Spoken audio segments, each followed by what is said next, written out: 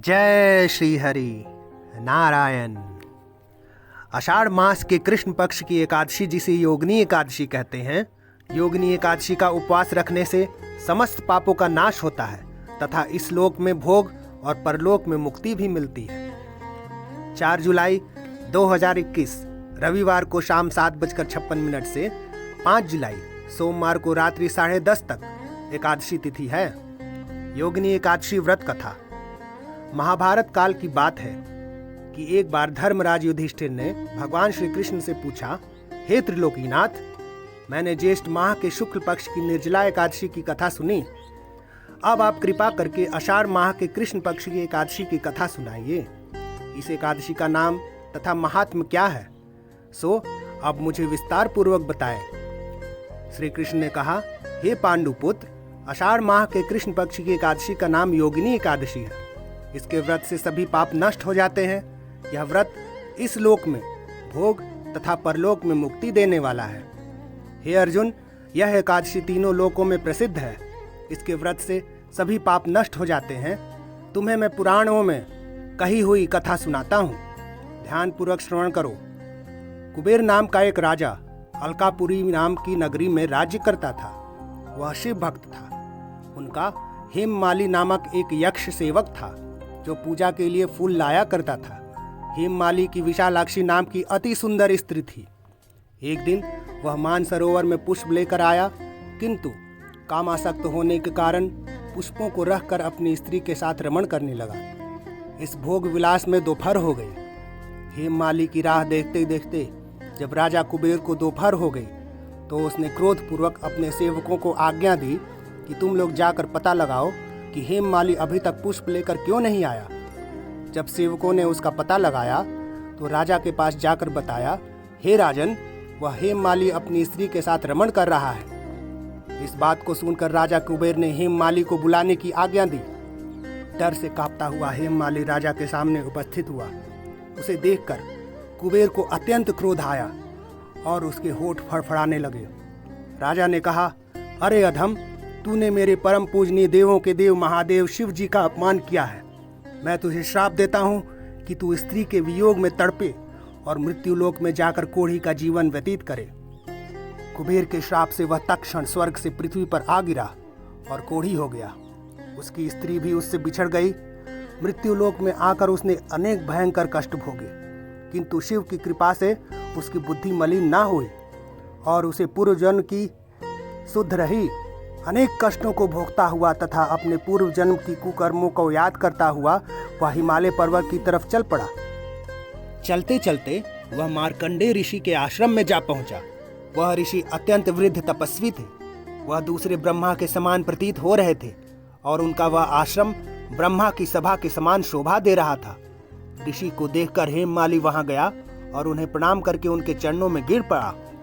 हेममाली को देखकर मार्कंडेय ऋषि ने कहा, तूने कौन से निष्कृष्ट कर्म किए हैं जिससे तू कोढ़ी हुआ और भयानक कष्ट भोग रहा है। महर्षि की बात सुनकर हेममाली बोला, हे मुनि श्रेष्ठ, मैं राजा कुबेर का अनुचर था। मेरा नाम हेममाली है। मैं प्रतिदिन मानसरोवर से फूल लाकर शिव पूजा के समय कुबेर को दिया करता था। एक दिन पत्नी सहवास के सुख में फंस जाने के कारण मुझे समय का ज्ञान नहीं रहा और दोपहर तक पुष्प न पहुंचा सका। तब उन्होंने मुझे श्राप दिया कि तू अपनी स्त्री का वियोग और मृत्युलोक में जाकर कोढ़ी बनकर दुख भोग।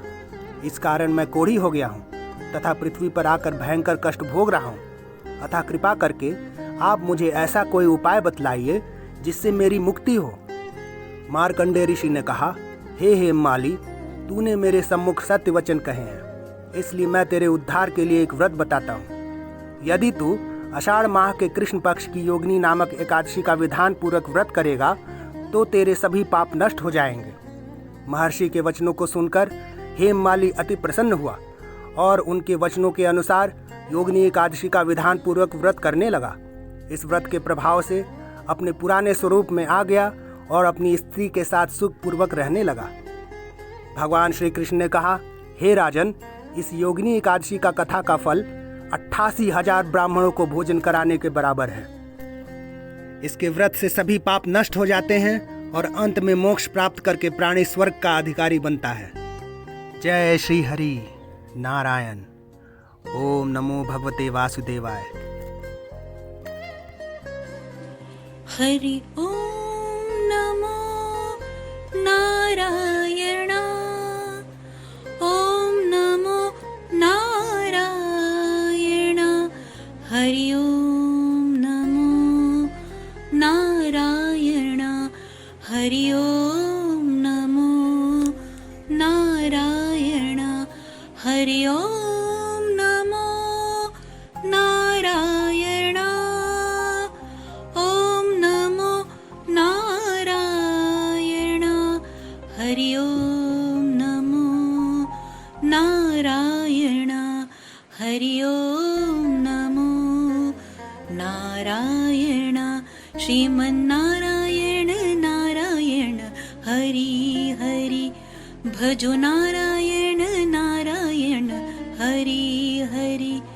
तेरी लीला सबसे न्यारी न्यारी हरि हरि। तेरी लीला सबसे प्यारी प्यारी हरि हरि। श्रीमन्नारायण नारायण हरि हरि। ओम नमो नारायण। ओम नमो नारायण। हरि ओम नमो नारायण। हरि ओम नमो नारायण। हरि ओम